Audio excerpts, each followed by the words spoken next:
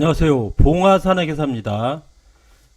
이번에 이 취득세하고 양도세 내년에 증여 부분에 대해서 개편 사항이 있는데, 그래서 올해 증여하는 게 12월 말까지 증여하는 게 유리하다는 걸 설명을 드리겠습니다. 부동산의 경우는 올해 증여하는 게 상당히 유리합니다. 배우자 증여 2월 과세 부분도 이번에 윤석열 정부가 7월 21일 날 개정세법에서 2월 과세를 5년에서 10년으로 바뀌면서 이 부분이 더 중요하게 되었습니다. 취득세 경우는 과거에 무상으로 취득하는 경우에, 이 경우에는 과거에는 지방세 시가표준액으로 했습니다. 그러나 무상 취득의 경우에는 2023년 1월 1일부터 시가 인정액으로 과세한다는 겁니다. 그럼 시가 인정액은 어떤 거냐? 이 부분 때문에 올해 증여가 많이 이루어지고 있습니다. 실무에서 2022년에 이루어지고 있고요. 시가 인정액이 원칙인데 무상 취득 경우에 2023년부터 적용되죠. 그러나 예외적인 경우, 상속의 경우는 혜택을 주고 있어요. 기존의 시가 표준액, 그 다음에 시가 표준액 1억 이하인 경우, 그리고 시가 인정을 산정하기 어려운 경우에는 예외적으로 기존대로 시가 표준액을 하고 있습니다. 이 경우는 지방세법 10조 2항의 내용이에요. 앞에 부분을 설명을 드린 겁니다. 그리고 시가 인정액을 구하는 방법의 경우에 상제법 시행령을 좀 따르고 있습니다. 상제법 경우에는 증여세 경우에 취득일 전 6개월, 취득일 후 3개월 이내 기간에 매매 사례 가격이 있다 그러면 그걸 적용합니다. 보통 매매 사례 가격이 없으면 우리가 유리하게 감정가액을 받을 경우도 있습니다. 평가액 전 2년 이나 기간에 지방세 심의위원회에 거쳐서 이게 사례가격 그리고 시가 인정으로 될 수가 있습니다. 그래서 단순하게 증여의 경우에 기준시가로 신고를 하면 안 됩니다. 그럼 시가 표준액과 시가 인정액이 어떤 거냐?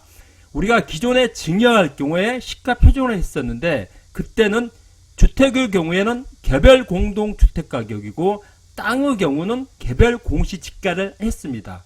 이게 증여의 경우에. 그래서 부동산 공시가격 알림을 통해 보시면 되고, 시가 인정액의 경우는 매매, 감정가액, 그 다음에 유사한 매매 사례 가격인데 이렇게 거래가 이루어진 가격입니다. 일반적으로 국토부의 실거래가 공개 시스템을 보면 되고요. 그렇지 않으면 대부분 감정평가액으로 하시면 됩니다. 이거는 멋진 미래 블로그를 참고했습니다.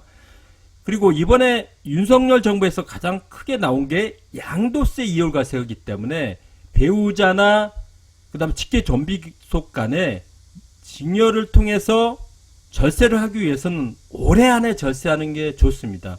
이게 이 올해 말에 국회가 통과되어 확정이 되지만 이거는 약간의 증세 정책이기 때문에 야당인 민주당에서도 이 부분은 오케이 할 것으로 보입니다. 과거에는 배우자 공제는 5년을 통해서 가격을 올려서 나중에 5년 이후에 팔아서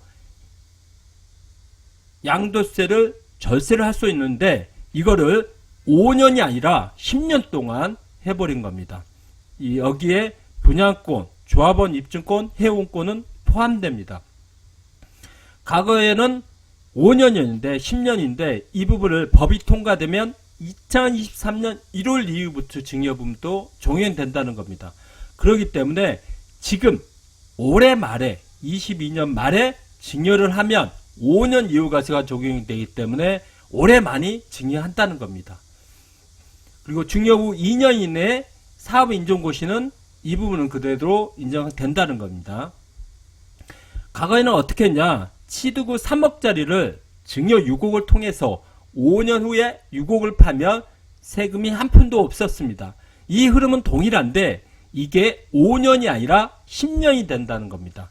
그래서 최근에 부자들 그리고 부동산이 많이 있는 분들이 자녀나 배우자를 통해서 증여가 많이 이루어진 이유가 취득세 부분도 있고 내년에 법이 바뀔 양도세 2월 과세 부분에서 5년이 아닌 10년 때문에 그런 것도 있습니다. 그래서 그 취득세 부분은 시가 인정액으로 한 거는 이번이 확정이 된 거고요. 양도세 이후 가서는 연말에 국회에 통과가 돼야 됩니다. 그래서 올해 안에 부동산이 있으면 증여를 하는 게 가장 유리합니다. 오늘은 세법 확정된과 개정안을 설명드렸습니다.